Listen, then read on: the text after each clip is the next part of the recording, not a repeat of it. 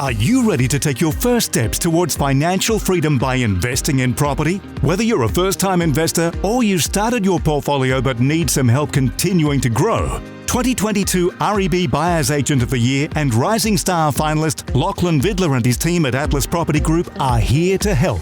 As experts in property investment, Lachlan and his team are ready to help you take your next step in growing your portfolio. By completing the research, sourcing and negotiations, Lachlan goes the extra mile to find you a high-performing investment property. Visit atlaspropertygroup.com.au to book in your discovery call absolutely free of charge. This is a Momentum Media production.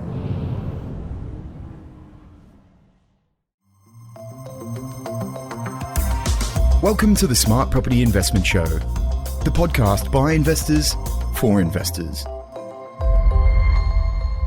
Real Estate Exposed. Real Estate Gym's Tom Panos and REB's executive editor Philip Tarrant reveal the hard-hitting truth about what's happening in Australia's real estate industry. And we're live. It's serious. I'm taking my jacket off. Real Estate Exposed. Phil Tarrant, Tom Panos. Thomas, how you going? I'm very good, Phil Tarrant. I'm very good. Hello to you from your offices there in REB at North Sydney. Looks like you got a lot of your team back in the office today there. Coming in. There are plenty of journos here. We like the hustle and bustle of the home of content, business journalism in Australia here at Momentum HQ. Tom, they're all there. They're hungry, the journos. Me and you were just having a chat offline with Grace Ormsby, editor of real estate platforms here at Momentum Media. I'm happy to report that this podcast, not only live across Real Estate Gym and REB, podcasting simultaneously across real estate business and smart property investment, Tom. So we have the ears and the eyes of the business community, real estate, the engine of the real estate sector, but then also property investors right across the nation, because the big question that we want to ask today, and the question I want to ask you, and no doubt all of our listeners who are tuning in and our viewers who are tuning in, send your comments through. How much will rates drop in this downward rate environment? We know, Tom, this week, Tuesday, the RBA lifted the official cash rate by another 50 basis points. Expect more to come. The read I'm getting, the mail I'm getting from people I like to think are in the know is that you're going to get another 50 next month, another 50 the month after, and another 50 in November. So this upwards rate environment ain't going away. What is going to be impact on real estate values, Tom? That's what we're going to try and uncover and unpack today. Yeah, so that's what you're hearing when you're out and about, is it, Phil, talking to people that work heavily in the banking sector. So Luke Moroney, who's always telling people to buy, is basically saying he can't see rates getting over 3% from the RBA. So, but by the way, everyone, because some people actually get very confused with this cash rate, because on the one hand we talk cash rate, but in reality, what people are more worried about is, hey, what's the interest rate I'm paying? Phil, it's roughly 2% more. Roughly you add 2% to the cash rate. So when they turn around and say the cash rate's going to be 3%, your interest rate's going to be, 5%. But Phil, the reason I brought this as our banner on the bottom of this video stream, those that aren't watching, that are listening to the podcast, it says, how much will homes drop?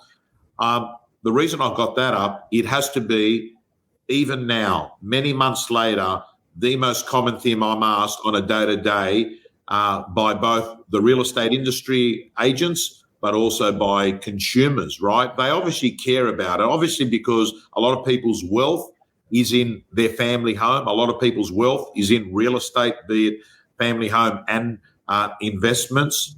And Phil, as I was telling you offline, every time I see an article that says we believe homes are going to drop, they say it in such a way that they're assuming that they haven't dropped already.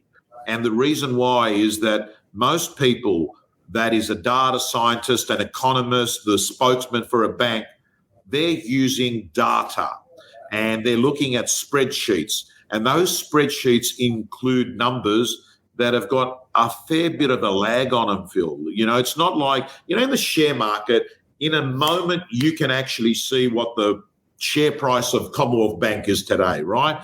But in real estate, data lags. By the time it's reported, it goes into the various data houses. Sometimes there's no reports. You've got to wait for a solicitor to lodge titles, to lance titles. Then they appear on things like CoreLogic RP data. But if you were to sit there and talk to our industry, the people that are sitting there doing offers and acceptance, the people that are at an auction, they're able to tell you, hey, man, it's dropped 10% or it's dropped 5%, or this property, you know what? I would have got 1.5 million for it 9 months ago, and now I'm getting 1.3 for it. They're a very good barometer. Speak to the agent in a market, because the other thing that the agent's got, Phil, is the ability to tell you what's happening in one small geography.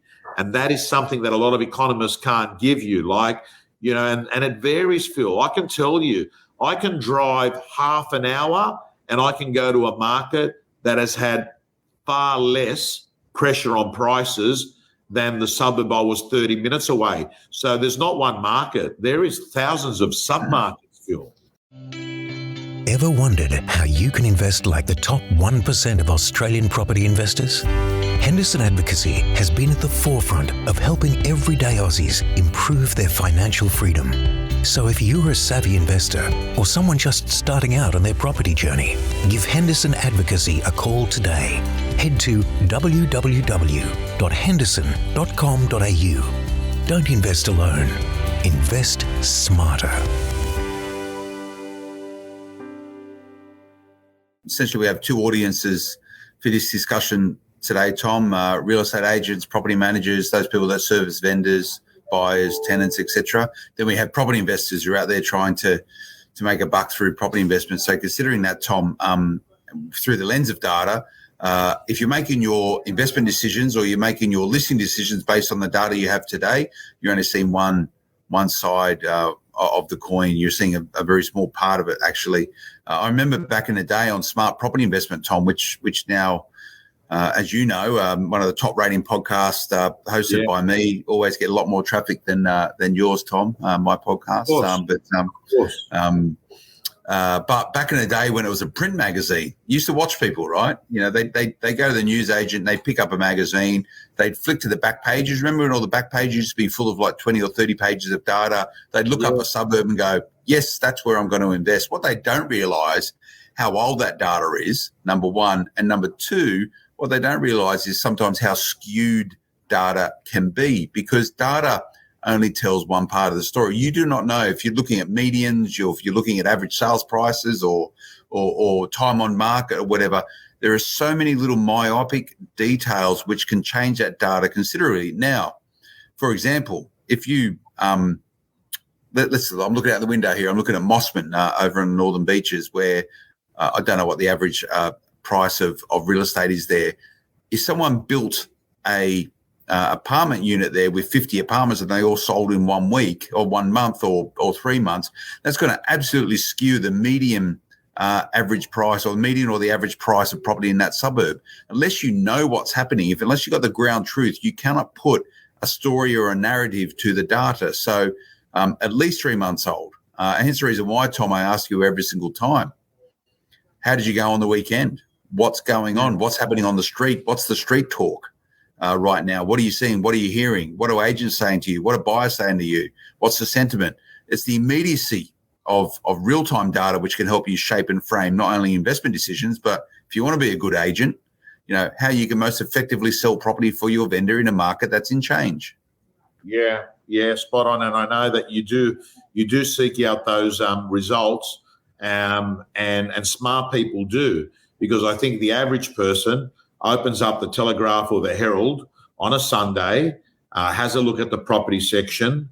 9 out of 10 times, there's a story about some deceased estate that's been sold for $500,000 over reserve. That's normally the story that you see that's covered. And what's not covered is the 675 other properties that sold or didn't get to reserve, right? That's not covered, right? So what you're doing is looking at a true sample size. But Phil, I've said to you that, and I've said it over the last month or so, that at the moment I'm seeing prices have reduced, but I'm also seeing not a hell of a lot of listings on the market, which maybe is protecting the magnitude of the drop that may have happened if there was more stock on the market. But there's no forced sellers. No one has to sell, right? And the most common thing you hear from vendors that don't sell at auction, they say to me, but Tom, we don't have to sell. Whereas there have been other times in my life where people say, I'm not happy, but I've got to sell. Just sell it. Yeah. We're not selling. We spoke at length about this last week, Tom, that psychology. And in many ways, that's the supply and demand equation. If people don't need to sell, therefore it puts some stability into the marketplace. But I think you put up a quote earlier on. I think it was around what Christopher Joy is saying.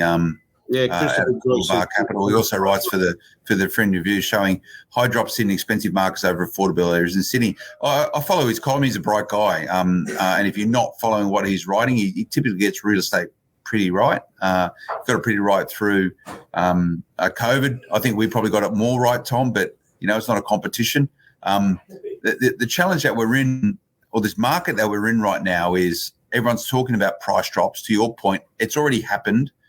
And it's happening, but how far will it go? And I'm getting a lot of good commentary coming out. The census data that's come out recently, some really good considered opinions from the Reserve Bank, I think the Deputy Governor, around why property and why they're comfortable and confident to continue rising rates based on macro and microeconomic conditions in Australia. You spoke about people not having to sell.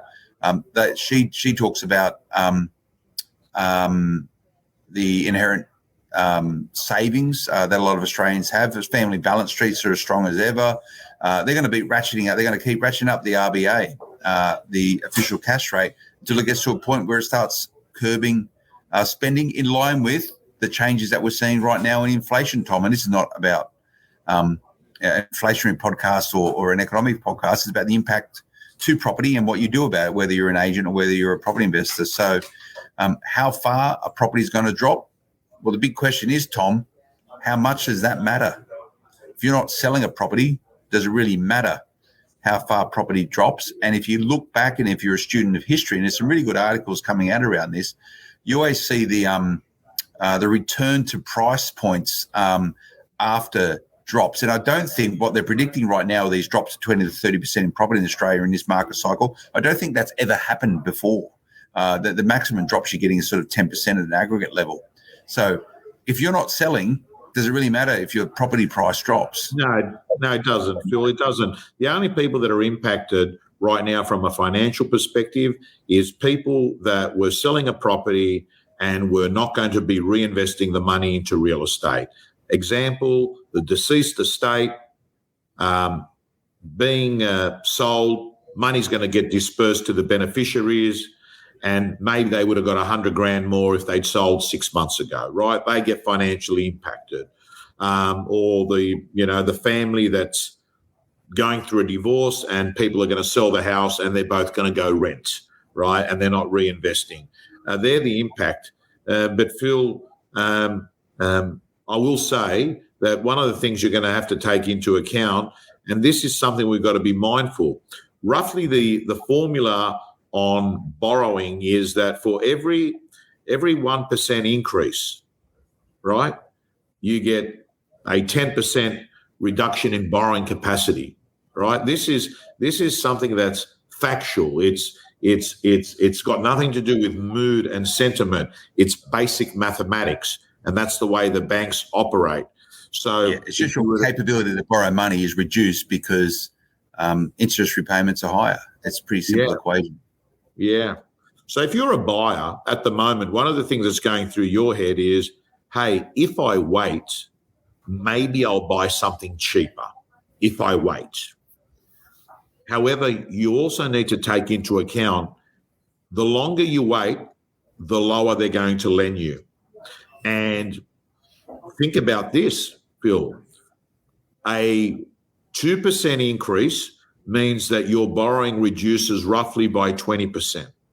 And that can take you from wanting to live in the inner city to wanting to make you live in the outer west. And you're really banking that property prices are going to drop to a level that allows you to still buy a property with the reduced amount that you're given. And I'm not quite sure that's going to happen, particularly when I've already seen in parts of Australia, Sydney and Melbourne. And to answer this question from Leithvo, he says from YouTube, CoreLogic says dwelling values are down around 5% from the peak. Is this accurate? I think it's not accurate. I think that maybe when RP Data adds all their numbers up and includes the $50 million sale that took place in in Double Bay or Point Piper, that what actually happens is the numbers get skewed. But if you were to look at typically Sydney, Melbourne, it appears when you talk to real estate agents, it's 10 to 15% already, roughly 10 to 15, particularly certain kinds of properties in those areas. So, Phil, it's going to be very interesting. What happens over the next few months.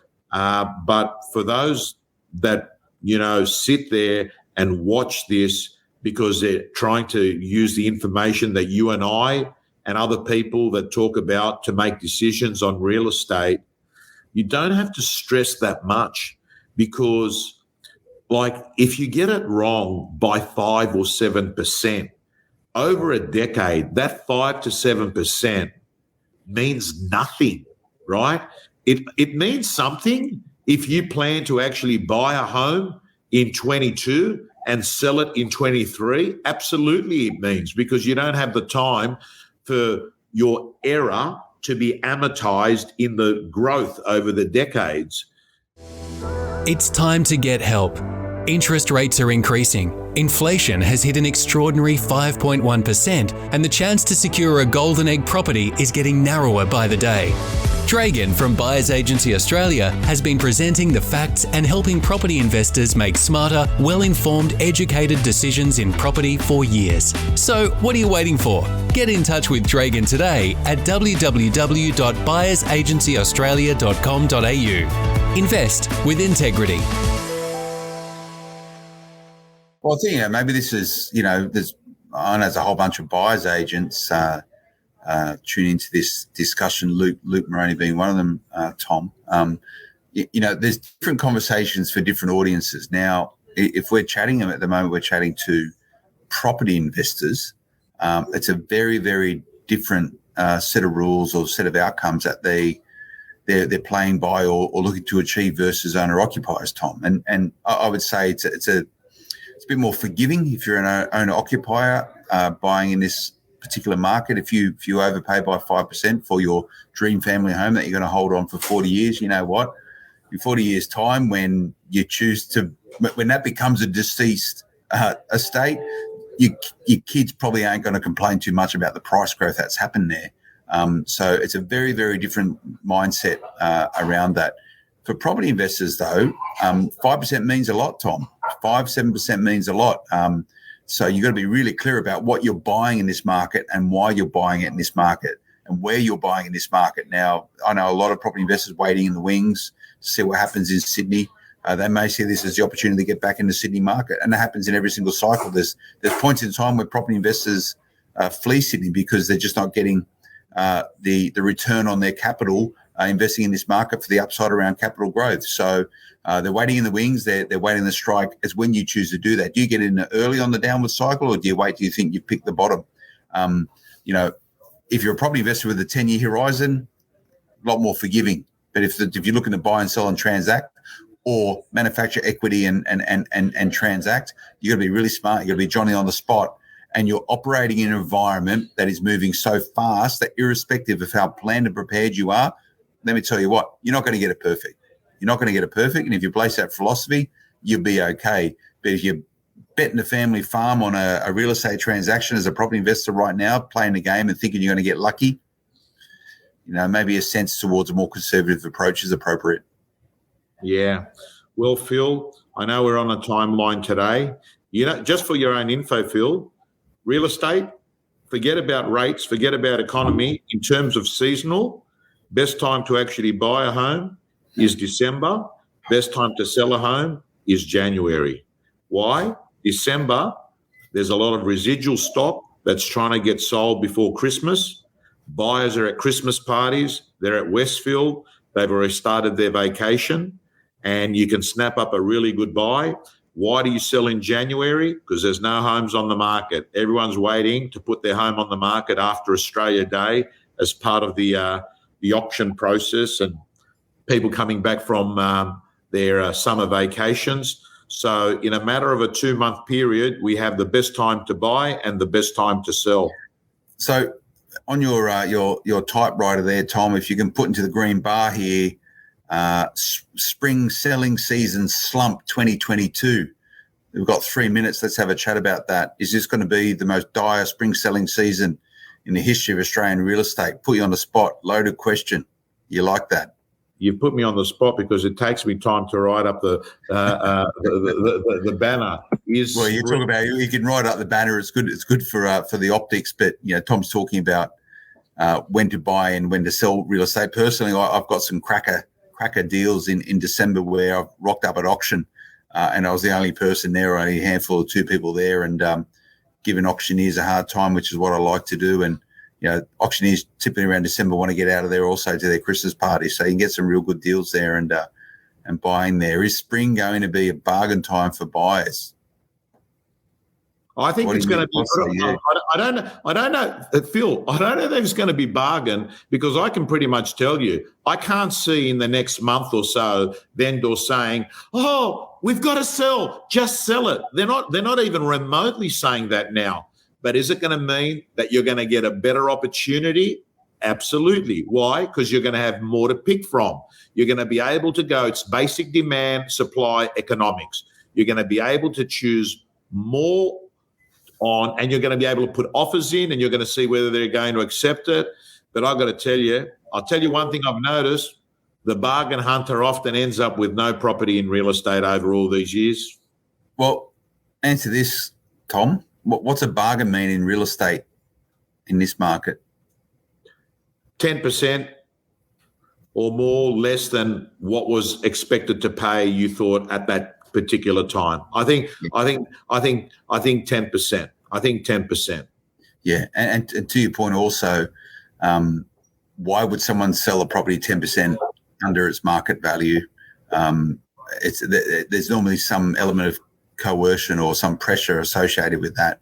And how do you even find those properties? Is everyone else chasing the same bargains? How do you get an advantage around it?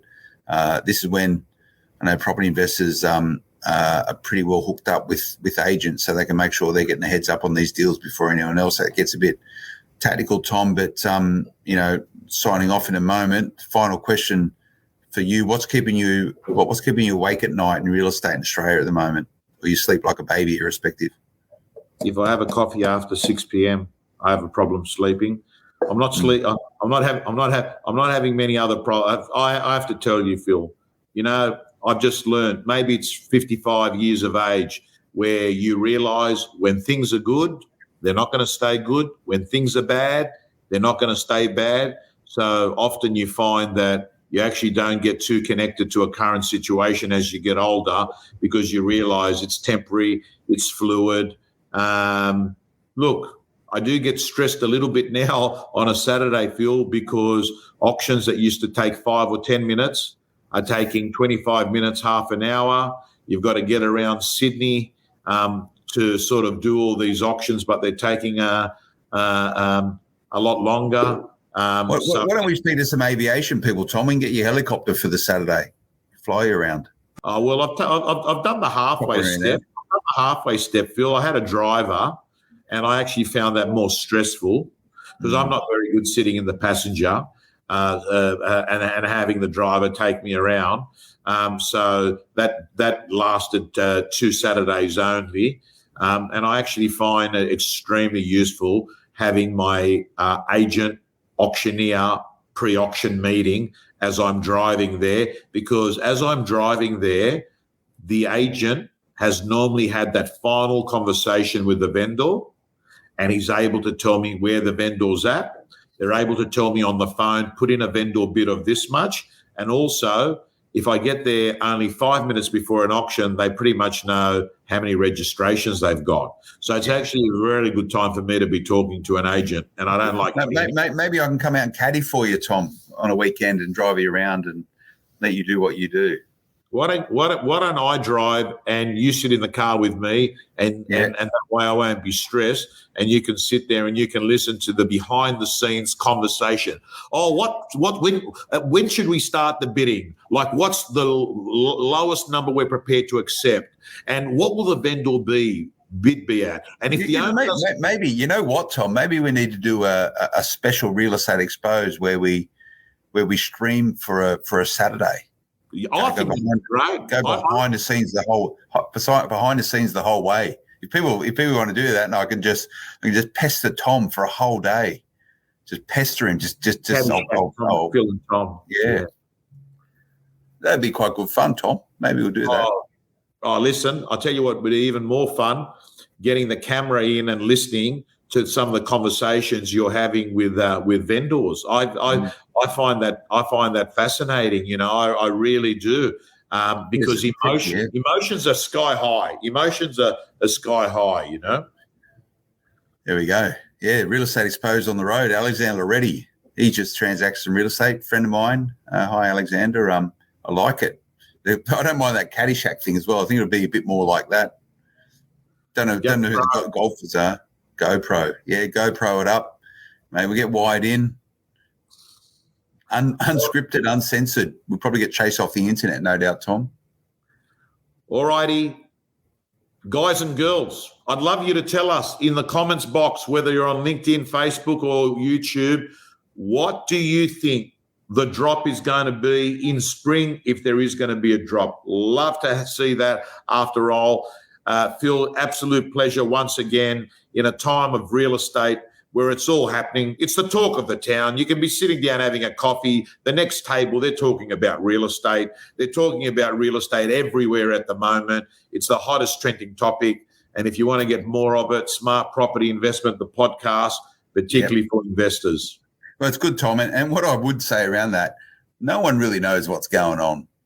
No one knows. The economists don't know what's going on. Phil Tarrant doesn't know what's going on. Tom Panos probably knows more about what's going on, but he probably still doesn't know what's going on. You got to remember, when you're making these decisions, like, collect as much information as possible, but you still got to be responsible and accountable for the call you make. Be careful who you listen to, you know. All righty, guys and girls, signing off. Thanks a lot, Phil. Thanks, Tom. The information featured in this podcast is general in nature and does not take into consideration your financial situation or individual needs and should not be relied upon. Before making any investment, insurance, tax, property, or financial planning decision, you should consult a licensed professional who can advise whether your decision is appropriate for you. Guests appearing on this podcast may have a commercial relationship with the companies mentioned. It's safe to say the property market has been red hot over the last few years, with some of the markets we've selected in 2021 rising over 40% in a 12-month period. It's very likely that if you're a property owner, your property has gone up 20% minimum in value in the past 12 months, and you have most likely accrued sizable equity that can be recycled and extracted to build your investment portfolio. With interest rates increasing, you might be wondering where to invest to maximise capital growth and cash flow in 2022 and beyond. Well, to save you time, energy and guesswork, award-winning author and regular guest on the Smart Property Investment podcast, Paul Glossop and his team at Pure Property Investment have outlined the top 30 affordable suburbs poised for strong capital growth over the next few years with sound cash flow. Grab your free Top 30 Guide to Property Investment guide today at purepropertyinvestment.com.